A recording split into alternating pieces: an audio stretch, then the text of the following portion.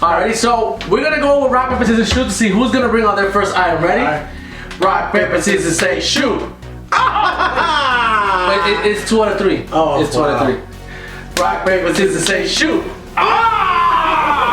1-1. Here we go. Last one. Rock, paper, scissors, say shoot. Always go with the scissors. Oh, so I get to go first, and I choose the panini maker. So this is the IMUSA Sandwichera. So this is a 1,000 watt flat iron cooking surface. One of the good thing about this is that I like when it's a big one, it's 11 inches. So if you're looking to make, you know, they have the long bread, you can use those. Yeah. So instead of having those little ones, the other thing is the stainless steel and is a preset temperature. I mean, I have a panini maker at home, so I'm excited to see this because not all paninis are made the same. So let's see, because this one says it includes recipes inside. We never use a recipe. We never use recipes. How are you gonna have a recipe of panini? You have to add condiments, you gotta add certain things for it, and that's it. I like the straightforward packaging on it. Pull it out and it's ready to go. Wow, this looks really industrial. Nice. This is very nice. So let's attack the first item that we always have trouble with, the cord. So the IMUSA Panini Maker, I like the fact it is a stainless steel. It looks very nice. It doesn't come with a lot of fuzz inside, just the Panini Maker and the instruction manual. So what do you think? Do you think it passed the cord test? Will it pass the cord test? Yeah, I think it's long enough for a kitchen appliance. Most of the time they have those things there. Let's see. How much does it weigh?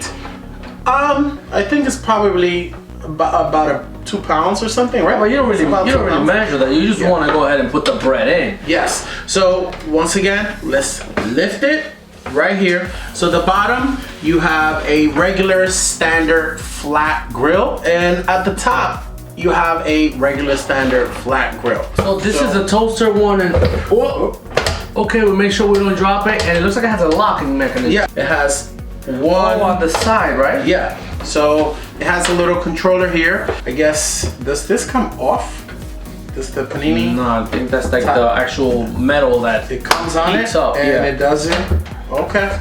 Well, one of the things, I guess, this is not dishwasher safe, but the stainless steel means that it's easy to clean. Probably just a little bit of, you know, clean it up. Maybe a little bit of soap and water. You do need to be careful about it because since you can detach these parts, you know you can't just pour water on it in order to clean it. So the preset temperatures I notice is on this side. So first is the lock where you can open it. Yep. Then you go on position one. Wait, but it has to be.